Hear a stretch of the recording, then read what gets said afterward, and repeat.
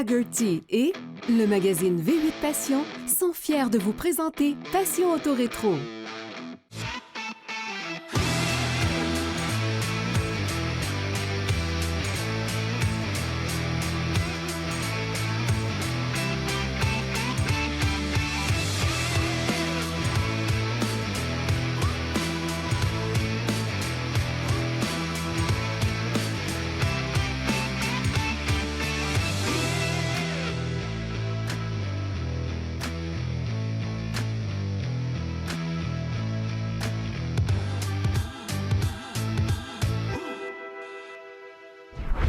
Allô tout le monde, bienvenue à Passion Auto Rétro. Cette semaine, on vous présente, tout juste sur le bord de la rivière Jacques-Cartier, une voiture canadienne, une Windsor Chrysler 1947. Et je vous la fais découvrir avec Philippe Kelly.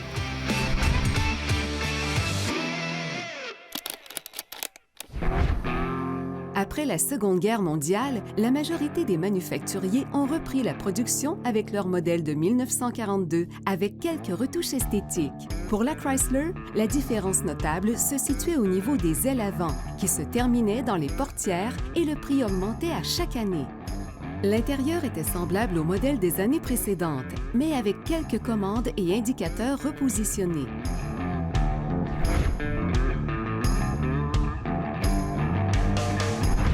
Philippe, tu es propriétaire d'une Chrysler Windsor 1947. C'est souvent des voitures qu'on voit rouler avec des gens qui ont un peu les cheveux blancs. Toi, tu es toute jeune, pas de cheveux blancs. Non, j'ai mes cheveux. J'ai les cheveux. Tout à fait correct. Ouais. Et tu as décidé d'acheter une 47. Pourquoi tu as choisi cette voiture-là? Honnêtement, je ne sais pas vraiment. Mais les vieilles affaires m'ont toujours attiré.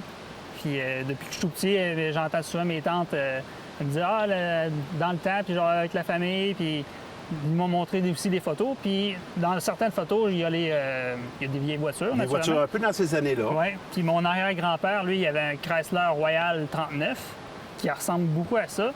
Fait que c'était bien pour ça que ça m'a plus attiré l'œil. C'est un rappel, en fait, pour toi de cette époque-là. Oui, dans le fond, parce que j'aime beaucoup plus à l'époque qu'aujourd'hui. Même si j'étais un jeune de 22 ans. Là, on a au moins deux qui aiment ça, cette époque-là. Ah, c'est parfait.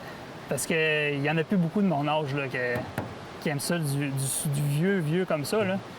On aimerait ça que les jeunes s'intéressent à ce genre de voiture-là parce qu'il y a une passion au travers de ça. Oui. La voiture, tu la trouves à quel endroit exactement? Bien, moi, je l'ai trouvée sur Kijiji. OK. Au début, parce que j'avais même pas encore d'auto quand je l'en cherchais. Mon but, c'était de me trouver une vieille voiture comme premier véhicule. Comme premier char, oui. Puis là, t'as quel âge quand tu commences tes recherches?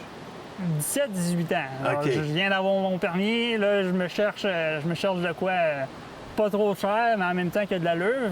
Je suis un peu perdu. Puis moi, je voulais vraiment un vieux char comme premier. Mais mes parents m'ont dit non, tu sais pas dans quoi tu t'embarques, là. Prends-toi un. Tu vas du tout, ça va briser, tu n'auras pas de pièces, etc. Finalement, j'ai acheté mon premier char, un 2009, là, en juin 2018. Mais en octobre, j'ai trouvé lui. Je l'ai vu passer sur Kijiji, puis ça a été un coup de cœur. Là. Coup de cœur total. Oui. Il est en quelle région quand tu le trouves? Il est à Frampton, en Beauce. En Beauce, ça qui n'est pas trop loin au moins. Non, c'est ça. On a été le chercher. Puis moi, en plus, je viens de ce coin-là. Je viens de Bellechasse. Là. Fait que ça faisait quand même proche sur toutes mes zones. Tu pars de Donnacona, tu t'en vas là-bas en Beauce, puis là, tu arrives devant quoi? Une maison, une grange? Comment tu vois ça? C'était dans un rang perdu, là, loin, un cul-de-sac, au bout complètement. Là, il y avait une petite maison avec un garage, puis lui, il était dedans. C'est pour ça que personne ne l'a trouvé avant? Non, il a trouvé son propriétaire. Hein. Il est dehors quand tu le vois? Il est dans un garage? Ah, il était dans un garage avec d'autres affaires à côté. Là. Puis lui, le monsieur qui l'avait quand je l'ai acheté, il en avait 3-4 autres, là, mais plus des années 70. Là. C'était un projet qui avait l'idée d'en se partir, puis finalement, il y a eu d'autres affaires au travers. Souvent, les projets passent d'une main à l'autre. Hein? C'est ça. Des fois, ça fait 3 mains avant d'arriver à la finale. Parce que quand je l'ai acheté, il ne marchait pas. Le moteur, il fonctionnait pas, le gasket de tête était sauté, puis tout était usé. Mais le côté apparence, il était-tu quand même pas Oui, pire? il était pas mal, ce look-là. C'est juste que moi, je l'ai poli, puis j'ai ciré, je l'entretiens quand même. Comme un gars. Oui, en tout cas, du mieux qu'il paraît, là, parce qu'il n'est pas parfait. Mais Bien, tu le roules, puis je vais dire, honnêtement, pour avoir du plaisir à rouler, il faut tolérer certaines petites choses des fois. Oh, Puis oui, le plaisir, non. c'est de rouler aussi. ouais, c'est ça. Moi, même s'il n'est pas parfait, ça me dérange pas. Moi, c'est vraiment le rouler, le montrer au monde. Parce que aujourd'hui, du vieux comme ça, il n'y en a presque plus. Il n'y en a plus. Fait que pour que le monde assimile le passé, parce que ce qui reste du passé, il n'y en a plus bien. Ben, en fait, oui, effectivement, c'est l'histoire, dans le fond, c'est l'histoire. industrielle, Oh, dans oui. l'ensemble, là, qu'il faut parler. Puis Là, tu la vois, elle est dans le garage. Qu'est-ce que tu décides? Là, tu l'achètes tout de suite ou tu essaies la voiture? je pouvais pas l'essayer. Le il moteur marchait fonctionne c'est pas en ça. partant, oui. Mais j'ai hésité au début parce que j'étais avec mon grand-père puis ma blonde à l'époque. Elle était pas convaincue. Elle disait que c'était une dépense de trop puis que j'avais d'autres affaires à faire. Puis il y a mon grand-père à côté que lui, ça a toujours été ça. Là. Ça a toujours été les vieilles affaires. Puis lui, en plus, son premier char qu'il a eu, c'était un Chrysler Windsor 52. En plus, encore un petit peu plus rappel. récent. Oui, un autre rappel. Fait qu'on a deux rappels à date. Ouais. Ton grand-père avec Mon sa grand- voiture dans les années 30. Ouais, mon Ton arrière-grand-père. arrière-grand-père. Puis mon ton grand-père. Fait que c'est ça. Ça commence à se dessiner pas mal, Ouais. là. Fait que c'est ça. Sur le coup, j'ai dit, bon, je vais regarder ça. Puis ça a fini. Il est là. Fait que Tu l'as pris. Fait que là, c'est quoi? Si tu fais venir une remorque, tu l'amènes ouais, ici? je l'ai amené chez mon oncle, en OK. fait, qui lui est à Saint-Nazaire de Dorchester, où ce que je restais avant. OK. Puis il a dormi là un bout de temps. C'est là qu'on a commencé les réparations. On a sorti le moteur en novembre. Fait que ça commençait à être Tu as frais. choisi la saison. Ouais. Fait que c'est ça. Là, on l'a envoyé d'une shop pour se faire usiner. Après ça, quand on l'a eu, on l'a remis en avril. Fait qu'encore là, il faisait froid. Fait qu'avec les gants, il se réchauffait de temps en temps. Et puis ça a fini qu'on l'a taponné tout l'été. Parce que, comme d'habitude, il n'y a jamais rien qui marche comme qu'on veut. Non, effectivement.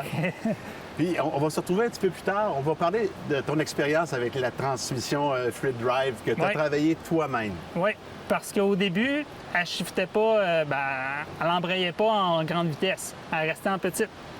Parce que la façon qu'elle fonctionne, c'est que tu l'embrayes, mettons comme en première, Oui. puis à 10 000 à l'heure, elle va s'enclencher automatiquement. Elle va changer de vitesse. Ça, elle va changer automatiquement en deuxième. On en reparle dans 2 minutes pour la réparation. OK.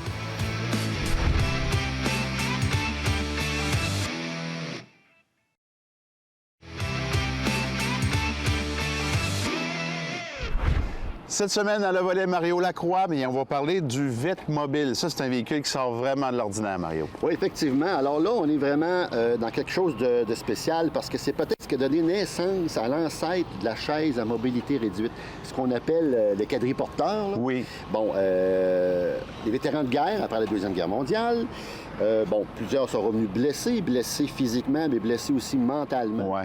Donc, C'est pas des périodes faciles pour ces gens-là. Non, encore là, on avait un surplus de pièces quand même au niveau militaire.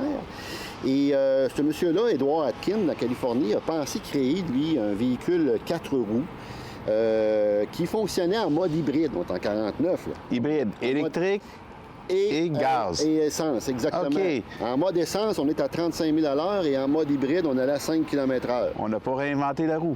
Non, exactement pas. Mais le côté très créatif de ce véhicule-là, c'est qu'on avait adapté des objets qu'on pouvait y rattacher pour le travail. OK. C'était comme un couteau suisse un peu. Je t'explique. Il pouvait servir à la vente de journaux. Il pouvait servir à la serrurerie. Il y avait un petit À la tour. serrurerie. Il y avait un petit tour. On pouvait même affûter des couteaux. On pouvait même faire cuire de la nourriture. Il y avait Ben voyons donc. même une prise pour une veste chauffante si c'était trop frais. Donc, il y avait plein d'éléments qu'on pouvait y ajouter en option. C'est génial. C'était assez génial, merci. C'est un couteau suisse qui roule, dans le fond. On peut appeler ça de même, Oui. effectivement. Et bon, naturellement, les pièces étaient fournies par l'armée américaine, aussi également par la United Airlines à l'époque. Et le véhicule n'a jamais été breveté. Et la raison pourquoi, c'est que M. Atkins ne voulait pas que ce véhicule-là soit vendu, mais qu'il soit plutôt construit et offert en donation. À des gens qui sont dans le besoin. À besoin, les Ouais. vétérans de guerre, OK. surtout à l'époque. Il y en a construit une douzaine qui ont été livrés entre 1949 et 1954.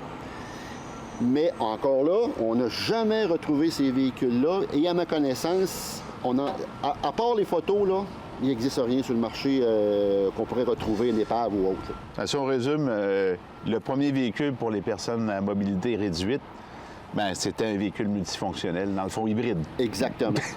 La semaine prochaine, je vais te parler encore de quoi de spécial. Je ne parlerai pas de Sir Paul McCartney, mais de Survival. J'ai hâte de t'écouter, Mario. Ça fait plaisir. À la semaine prochaine. Cette chronique vous a été présentée par le restaurant Parmesan et les Belles Autos d'hier.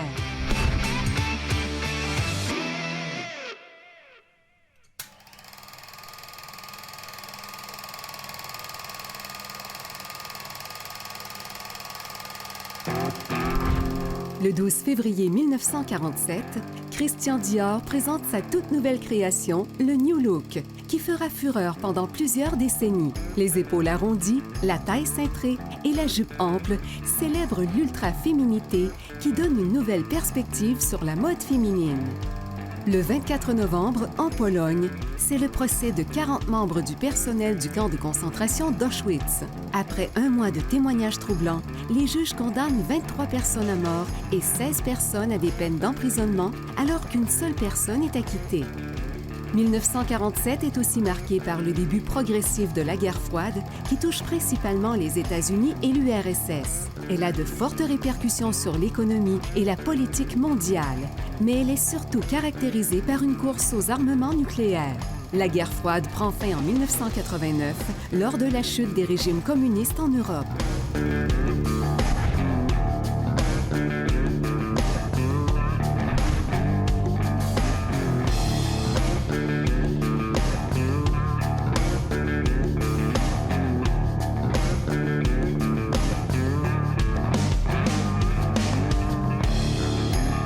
Philippe, dans le volant antérieur, on a vu un peu l'histoire de ta voiture, que tu as fait refaire le moteur, que tu as eu des petites surprises, c'est normal aussi. Oui.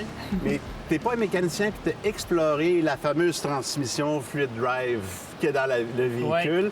Ça devait être toute une expérience. J'ai essayé d'étudier un peu le fonctionnement, puis honnêtement, je trouve ça un peu dur. C'est assez complexe, là. Grossièrement, qu'est-ce que tu as fait sur la transmission? Tu l'as démonté au complet? Je l'ai démonté, je l'ai nettoyé, je l'ai remonté. C'est tout ce que j'ai fait. J'ai rien changé, j'ai pas fait de quoi d'exceptionnel. Là. J'ai juste démonté, nettoyé, remonté.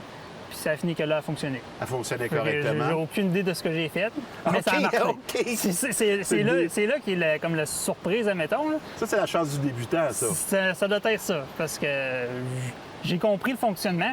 Est-ce que c'est complexe? Ben, c'est complexe, mais en même temps, c'est assez simple. OK. Une fois que tu l'as compris, c'est là que tu te rends compte que c'est simple. Parce que, dans le fond, c'est rendu à une certaine vitesse, il y a un circuit électrique qui rouvre. Lui, il va vous faire ouvrir un solénoïde avec une valve. OK. Puis c'est un circuit hydraulique qui va venir pousser un piston, puis qui va faire embrayer la transmission. OK, le piston, il change la vitesse. Oui. OK, je comprends. Fait qu'à ce moment-là, les changements sont comme d'un coup. Oui, c'est OK. c'est un gros talk. Là. On l'entend bien. On bien l'entend comme changer du- de vitesse. Oui, on l'entend comme OK, du alors là. qu'aujourd'hui, c'est des convertisseurs de couple qui, Ouais. qui absorbent ça. Fait que, oui, c'est- puis... Puis tu as tout rassemblé ça tout seul. Oui, dans le chapeau. dans le sous-sol chez mes parents. puis- Chapeau. Ouais. On va parler un peu des gammes de voitures qu'il y avait à cette époque-là dans le modèle. Oui, On a ici le magnifique dépliant. Il est neuf. Il est neuf. presque neuf. Presque Ouais, neuf. ouais, il y a rien qu'un petit pli dans le milieu. Là, C'est à mais... peu près tout. Ah oui. Écoutez, dans ce temps-là, les revues, c'était vraiment très bien fait. Fait qu'il y avait Ouais. plusieurs modèles. C'est un modèle quand même qui est de luxe, regardez au niveau de la ligne et de la finition. Il y avait une version, bien sûr, cabrio. Il y avait le Luxury Brabham, qui est lui qui était le haut de gamme. Il y avait le Club Coupe, le Forder Sedan, Ouais. le 4 portes, Qui est lui. qui est lui ici. Et on avait le début de l'époque des Woodies. Oui. Il s'appelait le Town and Country. Oui, qu'on Exact. connaît encore aujourd'hui comme le Oui. Chrysler Grand Caravan, là, mais le Dodge Grand Caravan, mais chez Chrysler. Oui, exactement. Et on le voit même en cabrio, là, Woodies. C'est Ouais. des pièces qui doivent être très rares d'ailleurs aujourd'hui. Sûrement. On ne doit pas en Ouais. voir beaucoup. Dans la finition intérieure de la voiture, l'entretien esthétique, tu me dis que tu le faisais. Dans l'intérieur, est-ce que tu as modifié des choses, arrangé des choses? Rien du tout? Non, presque rien. À l'intérieur, tout ce que j'ai fait, j'ai mis une couverte sur le banc parce que le banc était déchiré un peu. Mais sinon, de mon côté, j'ai presque rien fait. Mais les anciens propriétaires, eux autres, qui ont changé le tapis au sol. Oui. Puis Puis pour le à reste, part de ça, c'est quasiment tout d'origine. Le toit, dans le fond, La voûte. la voûte, c'est la voûte d'origine, les portes aussi. OK. Fait que il y a presque. Il y a Quand même, presque- c'est une voiture qui a été très bien Oh, préservée oui, dans le temps. elle est quand même droite, là, mais pas parfaite. Là. C'est, comme on dit, un driver dans le métier. Oui, bien, c'est en plein ça. Je le prends tous les jours. Fait que, Philippe, la voiture, c'est une voiture canadienne oui.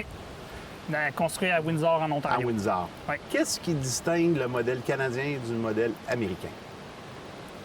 En première vue, pas grand-chose.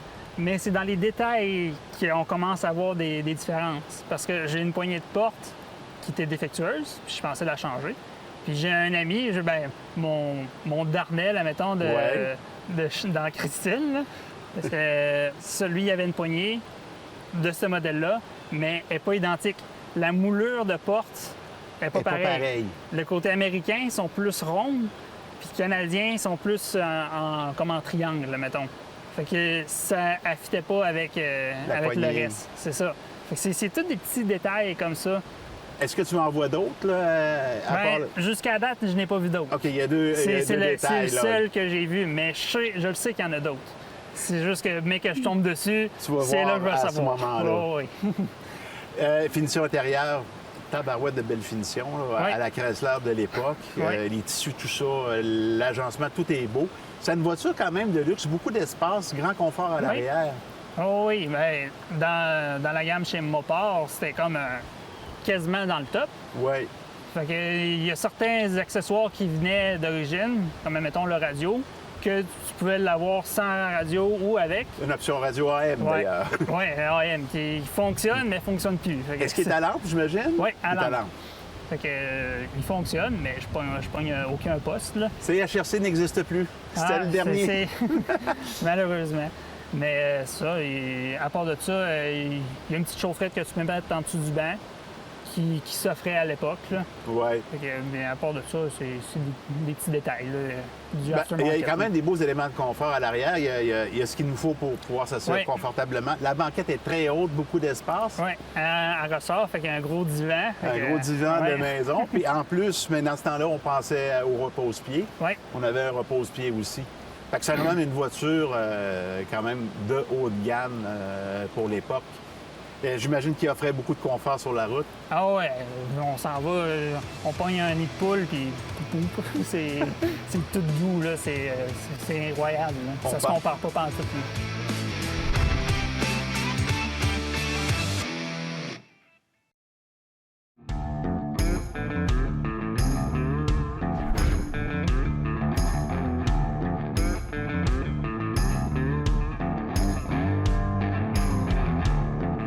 Philippe, dans le volet précédent, on a parlé qu'on avait une voiture canadienne avec quelques petites différences.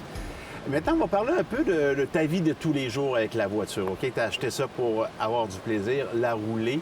Parle-moi un peu de ta famille qui est autour de toi, ton grand-père, ta blonde qui aime ça. Parle-moi Ouais. de ton environnement. Ben, moi, c'est rendu quasiment, c'est un daily.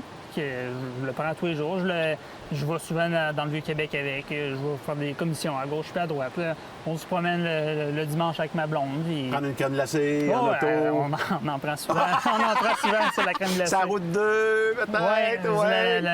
il y a la Cap Santé qu'on va. Pour ça, À Cap-Rouge aussi, le fameux chocolat Fait que favori. des petites balades sur les routes Ouais. pas trop rapides. Oui, même à ça, même je peux prendre l'autoroute avec. Ou là. tu peux faire 80 000 à l'heure avec ça. Oui, là. j'ai déjà fait 80 000 à l'heure. Il y en a qui vont me dire que je suis un peu fou, là, mais... Ben, c'est quand c'est le temps d'arrêter que c'est plus dur. C'est ça, mais non, il va super bien. Là. Puis, ta blonde est avec toi aussi. Oui, ma blonde, Elle aime ça? elle adore ça. Elle s'en cherche un aussi. Ah, ça, c'est le Fait fun. que, mais là, ce qui va être compliqué, c'est on prend lequel aujourd'hui? Là? C'est là qu'on ne sait Ouais. pas encore. Là. Mais au pire, vous suivez. Oui, mais on ne sera pas ensemble. Là. C'est ça qui... Mais c'est le fun d'avoir une passion commune. Puis aussi, t'as ton père qui est autour, ton Oui, grand-père. mon père, il me donne des coups de main aussi. Puis, j'ai un ami aussi qui me donne beaucoup de pièces. Ben, qui m'en vend, là. Oh, oui. Parce que lui, il fait un commerce de ça, qui est quand même réputé. Là.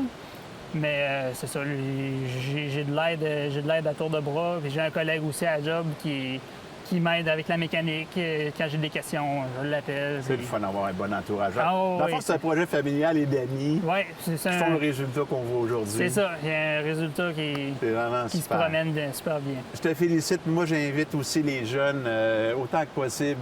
Si vous voulez vous intéresser aux voitures antiques, il y a tellement de choses à découvrir, il y a tellement d'expériences à vivre. Puis le feeling de conduire ça, Ah, c'est trippant. ça se compare C'est pas en tout. trippant.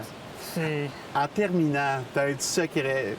Un magazine Canadian Tire qui correspond à l'année de la voiture. Ouais, Je voulais ben, qu'on le montre parce que, écoute, c'est un autre c'est- monde C'est ça, c'est du Canadian Tire. de cette année-là. Ouais. Puis les prix, c'est tellement drôle de regarder les prix, mais c'est sûr qu'à l'époque, le monde, il gagnait pas aussi cher qu'aujourd'hui. là. Non, mais c'est si pas on cher. C'est ça, c'est comme par exemple une batterie, Combien? 6 volts, 16 piastres. 16 piastres. Une bougie? piastres. Une bougie, c'était 97 cents? 44 cents. 44 cents, une bougie. On sent l'inflation, hein? Ah oui, c'est plus la même chose aujourd'hui. Je te remercie infiniment, Ben, ça fait Philippe. plaisir. Super intéressant, puis je te dis bravo. Ben, merci. La voiture de la semaine vous a été présentée par Hagerty Assurance de voitures classiques.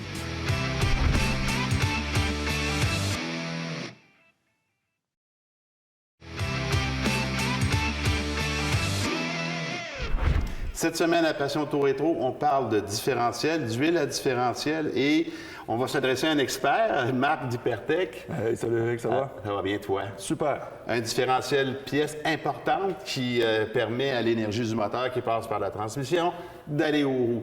Donc, que ça Exactement. soit bien entretenu, bien lubrifié. Alors, quel genre de traitement qu'il faut faire pour avoir un différentiel en santé? Bien sûr, ça dépend des performances également. Ah, exactement. Alors, premièrement, il faut dire qu'on a deux types de différentiels. On a le différentiel qu'on pourrait appeler standard et les différentiels autobloquants. Et les différentiels standards, ça se retrouve plus, disons, sur les véhicules classiques ou même les véhicules, je dirais, qui ont de moindre performance. OK. À mesure qu'on commence à tomber dans le muscle car ou dans l'auto de performance en général, alors il y a un différentiel autobloquant. On peut voir un bel exemple ici, là, juste à côté de nous autres. Oui. Des beaux gros pneus, un différentiel autobloquant, une belle suspension. C'est la clé pour mettre la puissance, pour la transmettre sur l'asphalte, procurer l'adhérence et faire en sorte que on soit capable d'avoir des performances les plus efficaces possibles. Parlons un peu d'huile pour que ces différentiels-là puissent absorber toute l'énergie. Parce que j'imagine qu'on parle d'usure, on parle de chaleur et tout ça. Oui, on parle d'usure, de chaleur. Évidemment, c'est une pièce qui est très sollicitée, surtout quand on parle de performance, évidemment. Puis on a différents types d'huile. Alors, on partira toujours des huiles minérales, semi-synthétiques, synthétiques, complètement synthétiques. Mais non seulement ça, des huiles qui rencontrent des normes différentes, puis qui sont faites pour des différentiels autobloquants ou non. Ou non? Alors, vous savez, dans les huiles, il y a toujours la notion qu'on a parlé à plusieurs reprises dans l'émission, ou la notion des grades, la notion de minéral, semi-synthétique, synthétique. Oui. Mais là, on ajoute quelque chose, c'est qu'il y a un additif spécifique pour les différentiels autobloquants. Alors, ici, on a deux huiles qui sont pour les différentiels autobloquants. Cette huile-là, qui est une nouveauté chez nous, 80-90, Mineral Heavy Duty Limited Slip. Et la 75-140, Limited Slip encore, LS. OK. Alors, la nomenclature LS vous indique que c'est pour un différentiel autobloquant. Ça peut faire dans un différentiel ordinaire, OK. mais pas le contraire. Si on veut utiliser une huile standard dans un différentiel autobloquant, ça prend ça ici, OK, il faut ajouter le un additif. LST. OK. Alors, on ajoute l'additif dans l'huile et ça règle le trouble. Parfait. Donc, avec ce genre d'huile-là, on s'assure que le différentiel va être vraiment là pour absorber l'énergie, sans usure. Exactement. Sans usure, il y a toujours l'antifriction dans nos produits. Ça prend soin du reste. Merci, Marc. Ça fait plaisir. Pour explorer l'excellence, ce volet vous a été présenté par les lubrifiants Hypertech.